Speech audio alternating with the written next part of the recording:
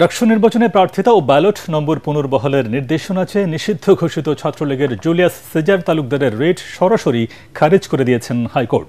দুপুরে বিচারপতি মুজিবুর রহমান মিয়া ও বিচারপতি বিশ্বজিৎ দেবনাথের হাইকোর্ট বেঞ্চ এই আদেশ দেন। আইনজীবী শিশির মনির জানান, জুলিয়াস সিজার তালুকদার ডাকসু নির্বাচনে অংশ নিতে পারবেন না, একই সাথে ভোটার তালিকা থেকে বাদ পড়ায় তিনি ভোটও দিতে পারবেন না।